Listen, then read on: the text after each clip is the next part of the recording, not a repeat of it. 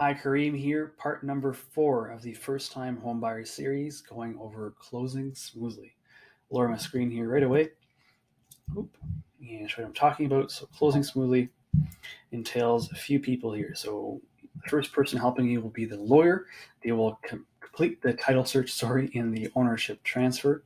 So, before closing, your lawyer will have the opportunity to complete a title search, and that is a way for them to make sure that the title of the property you're buying is clear of liens, encumbrances, and that the current owners of the home actually own the home. And they will help with ownership transfer on closing day once payments are made. The job of the realtor at that point is small, but is there is to ensure smooth closing. Things can happen last minute uh, before closing or on closing day. So by the time you have a firm offer and you close, the house could catch on fire. What do you do? At this point, your realtor will be your point of information there. Your job will be to prepare for a move. Uh, my team has a list of items to consider here and things to take care of. We'll be happy to share with you. And your lender's job will be to monitor rates. In case rates do go down, you'll most likely have an opportunity to get that lower rate before closing day there. It's important to note that by the time your deal is firm, so by step number 3 there, once you've completed your due diligence, you've had your home inspection, you've completed your financing, if you need a status certificate review, you've done this, there is no turning back. You are committing to buying this home and closing by a certain date, and it'll be important for you to start preparing to move. Closing day will have to be on a weekday and a non-statutory holiday. So it cannot be on a Saturday or a Sunday, and we recommend actually making it happen on a Monday, Wednesday, or Thursday.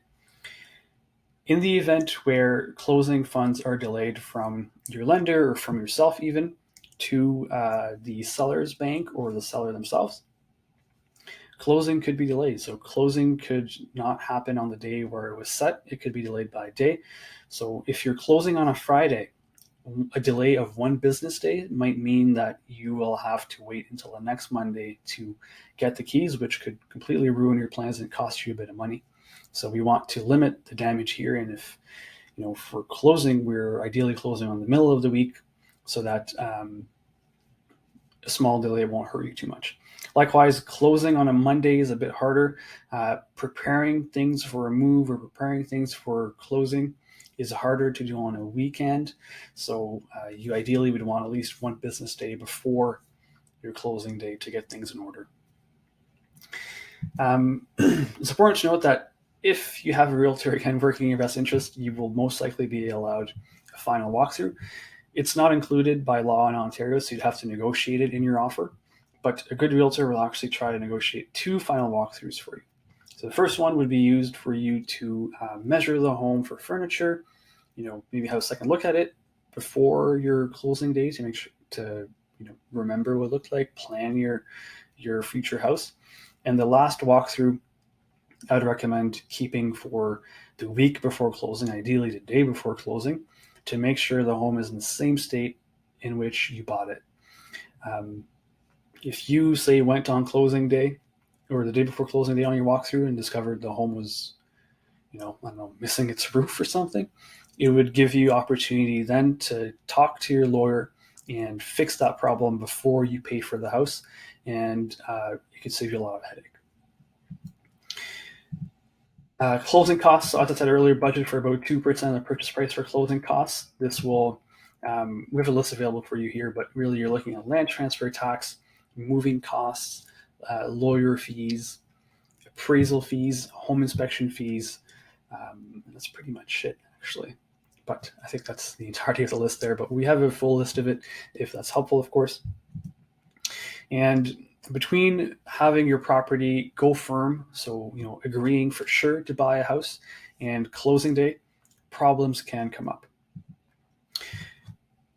We recommend not messing with your credit during that time frame. So don't even get a new credit card, don't buy a new car, don't do anything that changes your credit and changes your qualification for a mortgage during that time frame.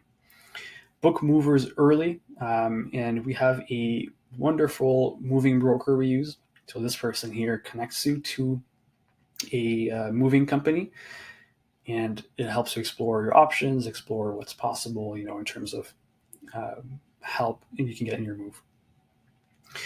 Unexpected issues can happen between the firm deal, and closing day. I've heard of houses catching on fire. I've heard of balconies, suddenly go missing in homes. So if something happens, the first order of business here would be to talk to lawyers, see what we can do.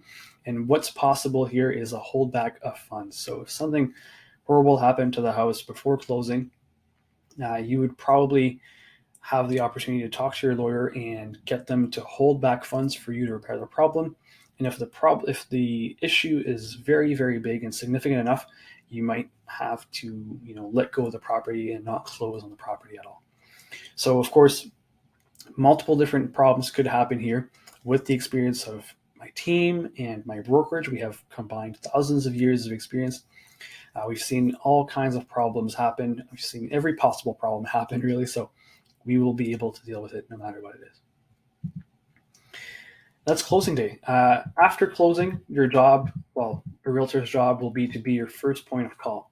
If you have questions about home ownership, anything happens during your home ownership, we'll be happy to answer your questions and be there to help you. Something as simple as, maybe just needing referrals for snow clearing, any kind of landscaping work, we'll be happy to refer people for that.